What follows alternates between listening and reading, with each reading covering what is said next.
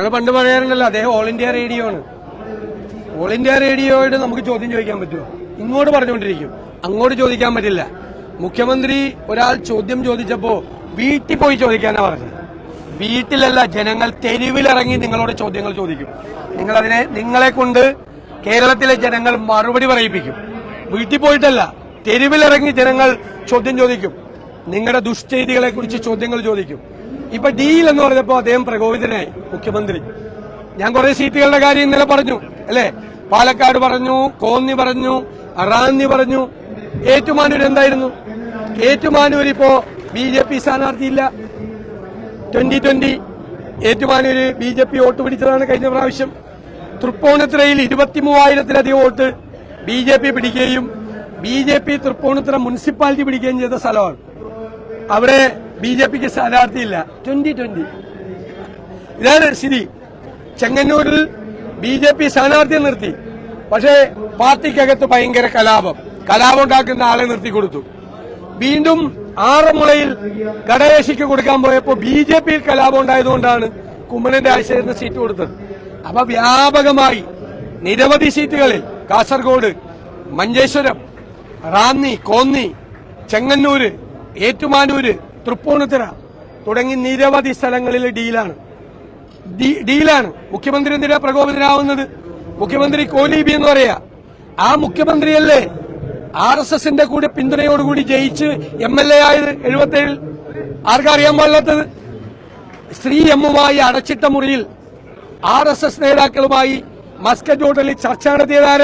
പിണറായി വിജയനാണ്, VD സതീശനല്ല. അദ്ദേഹത്തെ ഓർമ്മിക്കാണ് ഞാൻ. മസ്കറ്റ് ഹോട്ടലിൽ ശ്രീ എമ്മിന്റെ മധ്യസ്ഥതയിൽ RSS നേതാക്കളുമായി രഹസ്യമായി ചർച്ച നടത്തിയത് പിണറായി വിജയനാണ്. ഒരു സംശയവും അക്കാര്യത്തിലില്ല. ഇപ്പോ എന്താ CPM നേതാക്കൾ ചെയ്യുന്നത്? മുഖ്യമന്ത്രി അതിന് ഒരു മാർഗനിർദ്ദേശം കൊടുക്കുകയാണ്. അദ്ദേഹം മലയാള ഭാഷയ്ക്ക് സംഭാവന ചെയ്ത കുറെ വാക്കുകളുണ്ട്. എന്താണ്? നികൃഷ്ട ജീവി, പരനാറി, കുലംകുത്തി, ചെറ്റ. ഇപ്പൊ ബാക്കി നേതാക്കന്മാര് ഐസക്കിന്റെ സംഭാവന കോമാളി. ഒരു കലാകാരനെ കോമാളി എന്ന് വിളിക്കുന്ന തരത്തിലേക്ക് കേരളത്തിലെ കമ്മ്യൂണിസ്റ്റ് പാർട്ടി അധപ്പതിച്ചിരിക്കുന്നു. സാംസ്കാരിക പ്രവർത്തകരെ അപമാനിക്കുന്ന തരത്തിൽ സിനിമയിൽ ഹാസ്യവേഷം ചെയ്തു എന്നതിന്റെ പേരിൽ ഒരു നടനെ, ഒരു കലാകാരനെ, ഒരു സാംസ്കാരിക പ്രവർത്തകനെ കോമാളി എന്ന് വിളിച്ച് അധിക്ഷേപിക്കുകയാണ്. ചെറ്റ എന്ന് പറയുന്ന വാക്ക് ചാരുതയുള്ള പ്രയോഗമാണെന്ന് പോളിറ്റ് ബ്യൂറോ മെമ്പർ പറയാണ്. പോളിറ്റ് ബ്യൂറോ മെമ്പർ, ഞാൻ പറയട്ടെ, ഭാഷയിലും സാംസ്കാരിക ഇടങ്ങളിലും പൊതുമണ്ഡലത്തിലും ഇവരുടെ നാവിൽ നിന്ന് പെയ്തു വീണ ഈ വൃത്തികെട്ട വാക്കുകൾ അത് ശുചീകരിക്കാൻ ഒരു സാംസ്കാരിക ഹരിതകർമ്മസേന ഉണ്ടാക്കേണ്ടി വരും. ഇതെല്ലാം അടിച്ചുവാരി തുടയ്ക്കാൻ സാംസ്കാരിക ഹരിതകർമ്മസേനയുടെ ജോലി അവര് നാട് വൃത്തിയാക്കലാണ്. ഇവരുടെ നാവിൽ നിന്ന് വീണ ഈ വൃത്തികെട്ട വാക്കുകൾ അത് അടിച്ചു മാറ്റാൻ ഒരു പുതിയ സാംസ്കാരിക ഹരിതകർമ്മ സേന. മുഖ്യമന്ത്രി എന്തിനാ ഇത്ര പ്രകോപിതനാകുന്നത്? എന്തിനാ ഇത്തരം മോശം വാക്കുകൾ ഉപയോഗിക്കുന്നത്? രാഷ്ട്രീയക്കാരെ കുറിച്ച് ആളുകൾക്ക് പുച്ഛമുണ്ടാവും. ഇത്തരം വൃത്തികെട്ട വാക്കുകൾ ഉപയോഗിച്ചാൽ എത്ര മനോഹരമായ വാക്കുകളുള്ള ഭാഷയാണ് മലയാളം. അവിടെ നിന്നാണ് പറയുന്നത്. ഇപ്പൊ ഞങ്ങള് രക്ഷാപ്രവർത്തനം നടത്തുന്നുണ്ട്. എന്താ രക്ഷാപ്രവർത്തനം? രാഹുൽ ഗാന്ധി പറഞ്ഞു 5 ഗ്യാരണ്ടികൾ പ്രഖ്യാപിച്ചു. അത് സാധാരണക്കാരെ ചേർത്ത് പിടിക്കാനുള്ള ഗ്യാരണ്ടിയാണ് അല്ലെ? ഞങ്ങൾ ഒരുപാട് പദ്ധതികൾ പ്രഖ്യാപിച്ചു. അതാണ് രക്ഷാപ്രവർത്തനം. അല്ലാതെ ചെടിച്ചട്ടി കൊണ്ടും സെക്യൂരിറ്റി ഗാർഡിന്റെ വടി കൊണ്ടും ചെറുപ്പക്കാരെ തല്ലിച്ചതയ്ക്കുന്നതല്ല രക്ഷാപ്രവർത്തനം. അത് രക്ഷാപ്രവർത്തനമാണെന്ന് പറഞ്ഞ മുഖ്യമന്ത്രിയാണ്. ഇപ്പൊ CPM വിട്ടുവരുന്നവരെ ഞങ്ങൾ സ്വീകരിക്കുന്നതിലാണ് ഇവർക്ക് വിഷമം. CPM വിട്ടുപോരുന്നവരെ കൊല്ലുന്നതായിരുന്നു CPMന്റെ പരിപാടി. 52 വെട്ടുവെട്ടിക്കൊന്ന ചന്ദ്രശേഖരന്റെ ഓർമ്മ കേരളത്തിൽ നിന്ന് മാറിയിട്ടില്ല, കേരളത്തിന്റെ മനസ്സിൽ നിന്ന് മാറിയിട്ടില്ല. ഞങ്ങളോട് ചേർന്ന് പ്രവർത്തിക്കാൻ തയ്യാറായവർക്ക് ഞങ്ങൾ പിന്തുണ കൊടുക്കുകയും ചെയ്യും. ഇന്ന് മുഖ്യമന്ത്രി വേറൊരു പ്രസംഗം നടത്തിയിട്ടുണ്ട്. നാട് മുഴുവൻ വ്യഭിചരിച്ച് നടന്നവനെ പ്രതിപക്ഷ നേതാവ് പിന്തുണച്ചു എന്നുള്ളൊരു വാക്ക്. സ്വയം കണ്ണാടി നോക്കിയാൽ മതി. പിണറായി വിജയൻ സ്വയം ഒന്ന് കണ്ണാടി നോക്കണം. അപ്പോഴാണ് PT കുഞ്ഞുമുഹമ്മദിനെതിരായി അല്ലെ ഒരു ചലച്ചിത്ര പ്രവർത്തക കൊടുത്ത പരാതി പോലീസിന് കൊടുക്കാതെ പൂഴ്ത്തിവെച്ച മുഖ്യമന്ത്രിയുടെ മുഖം മുഖ്യമന്ത്രി കാണും, കണ്ണാടിയിൽ കാണും, കണ്ണാടിയിൽ അല്ലേ. 2 കൊല്ലം MLA-ക്കെതിരായി ആക്ഷേപം വന്നിട്ടും ഒരു അച്ചടക്ക നടപടി പോലും എടുക്കാത്ത പാർട്ടി നേതാവായ പിണറായി വിജയന്റെ മുഖവും അദ്ദേഹത്തിന് കണ്ണാടിയിൽ കാണാം. തിരിഞ്ഞു നോക്കുമ്പോ പ്രതിപക്ഷ നേതാവ് എന്താണ് ഇക്കാര്യത്തിലൊക്കെ എടുത്ത നിലപാട് എന്ന് കാർക്കശ്യം നിറഞ്ഞ നിലപാടെടുത്ത ഒരാളാണ് ഞാൻ. അത് നിങ്ങൾക്ക് എല്ലാവർക്കും അറിയാം.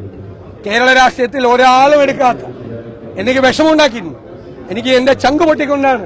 എങ്കിലും ആ തീരുമാനം കാർക്കശ്യം നിറഞ്ഞ തീരുമാനമാണ് എടുത്തത്.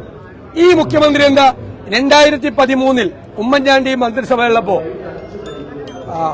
ഗണേശ് കുമാറിനുമായിട്ട് ബന്ധപ്പെട്ടൊരു പ്രശ്നം ഉണ്ടായി. എല്ലാവരും പറയും കുടുംബ പ്രശ്നം. അന്ന് പാർട്ടി സെക്രട്ടറിയായ പിണറായി വിജയൻ ഉമ്മൻചാണ്ടിയോട് ഗണേശനെ പുറത്താക്കണമെന്ന് പറഞ്ഞു. ഗണേശന്റെ രാജി എഴുതി വാങ്ങി ഉമ്മൻചാണ്ടി. ഇപ്പൊ അതിനേക്കാൾ രൂക്ഷമായ പ്രശ്നം ഗണേശന്റെ ഉണ്ടായി. അപ്പൊ മുഖ്യമന്ത്രിയാണ് പിണറായി വിജയൻ, രാജിവെക്കേണ്ട ആവശ്യമില്ല, കുടുംബ പ്രശ്നമാണെന്ന് പറയുന്നു. ആ 2013 ഈ 2026 കൂടി ഒന്ന് കൂട്ടിവെച്ചിട്ട് ഒന്ന് കണ്ണാടി നോക്ക്. മിസ്റ്റർ പിണറായി വിജയൻ, നിങ്ങൾ അവളോടൊപ്പമല്ല, നിങ്ങൾ അവന്മാരോടൊപ്പമാണ്. വൃത്തികേട് കാണിക്കുന്നവന്മാരോടൊപ്പം, വൃത്തികേട് കാണിക്കുന്ന തോന്നിയാസം കാണിക്കുന്നവരോടൊപ്പമാണ്. അയ്യപ്പന്റെ സ്വർണം കക്കുന്നവരോടൊപ്പമാണ്. അയ്യപ്പന്റെ ദ്വാരപാലക വിഗ്രഹം കൊണ്ടുപോയി കോടീശ്വരന്മാർക്ക് വിറ്റ കവർച്ചക്കാരുടെ കൂടെയാണ് നിങ്ങൾ. നിങ്ങൾ സ്ത്രീകളെ അപമാനിച്ചവരുടെ കൂടെയാണ് നിങ്ങൾ. നിങ്ങൾ അവളോടൊപ്പമല്ല, നിങ്ങൾ അവന്മാരോടൊപ്പം, വൃത്തികെട്ടവന്മാരോടൊപ്പമാണ് നിങ്ങൾ. നിങ്ങളെ കണ്ണാടി നോക്കിയാൽ നിങ്ങൾക്ക് മനസ്സിലാവും. അതാണ് എന്റെ മറുപടി പിണറായി വിജയനുള്ള. പുറത്തു വന്നിട്ടുണ്ട്. അതായത് മോഹൻലാലുമായിട്ടുള്ള മുഖ്യമന്ത്രിയുടെ അഭിമുഖത്തിന് ഏതാണ്ട് 11.25 ലക്ഷം രൂപ ചെലവായിട്ടുള്ള, അത് സർക്കാർ ഖജനാവിൽ നിന്നാണ് പണം ചെലവാക്കി. സർക്കാർ ഖജനാവിൽ നിന്ന് രാഷ്ട്രീയ പ്രചരണം നടത്തിയല്ലേ? ഞാൻ ചോദിക്കട്ടെ, കഴിഞ്ഞ 6 മാസമായി ആയിരക്കണക്കിന് കോടി രൂപയാണ് ചെലവഴിച്ചിരിക്കുന്നത്. നിങ്ങൾ അവർ വെച്ചിരിക്കുന്ന ഹോർഡിംഗ് നോക്കി, അതെല്ലാം PRDയുടെ ഹോർഡിംഗ് ആയിരുന്നു നേരത്തെ. അതിപ്പോ ഇലക്ഷൻ വന്നപ്പോ മാറ്റി ഇത് വെച്ചിരിക്കുകയാണ്. ഇതെല്ലാം സർക്കാർ ചെലവിൽ എല്ലാ പരസ്യങ്ങളും ഒരു ഗവൺമെന്റും കേരളത്തിൽ ചെയ്യാത്ത രീതിയിൽ ജനങ്ങളുടെ നികുതി പണം ഉപയോഗിച്ചുകൊണ്ടാണ് ചെയ്യുന്നത്. പാർട്ടി തെരഞ്ഞെടുപ്പ് പ്രചരണം നടത്തണമെങ്കിൽ ഞാൻ മോഹൻലാലും അദ്ദേഹവും നടത്തിയ ആ സംഭാഷണത്തെ വിമർശിച്ചില്ലല്ലോ. അദ്ദേഹത്തിന് കേരളത്തിലെ മുഖ്യമന്ത്രിക്ക് തെരഞ്ഞെടുപ്പ് പ്രചരണത്തിന്റെ ഭാഗമായി എല്ലാവരും ഇഷ്ടപ്പെടുന്ന നടനുമായി ചർച്ച ചെയ്യാനുള്ള അവകാശമുണ്ടെന്നാണ് പറഞ്ഞത്. ഞങ്ങളുടെ ചെലവിൽ വേണ്ട, നാട്ടുകാരുടെ ചെലവിൽ അത് ചെയ്തത് വളരെ മോശമായിപ്പോയി. ആ പൈസ പിണറായി വിജയൻ ഖജനാവിലേക്ക് തിരിച്ചടക്കണമെന്നാണ് എന്റെ അഭ്യർത്ഥന. KNA ഖാദർ 2021 ഗുരുവായൂർ സമാനമായിട്ട് ഡീൽ നടന്നിട്ടുണ്ടെന്നൊരു ആരോപണം ഉന്നയിക്കുന്നുണ്ട്. KNA ഖാദർ ഇപ്പോൾ 2021 ഗുരുവായൂർ വെച്ചിട്ട് CPM അതുപോലെ തന്നെ BJP തമ്മിൽ ഡീൽ അത് ഉണ്ടായിട്ടുണ്ടേ, നമുക്ക് എല്ലാവർക്കും അറിയാവുന്ന കാര്യമല്ലേ. എന്തിനാ ADGP അജിത് കുമാർ RSS നേതാവിനെ കാണാൻ പോയത്? എന്തിനാ കാണാൻ പോയത്? വല്ല സൗഹൃദ സംഭാഷണം നടത്താൻ പോയതാണോ? എല്ലാവർക്കും അറിയാമല്ലോ. ഇതെല്ലാം പരസ്യമായ ദേശങ്ങളല്ലേ. ഈ പ്രാവശ്യത്തെ ഡീല് ഞങ്ങൾ പൊളിച്ചടുക്കും.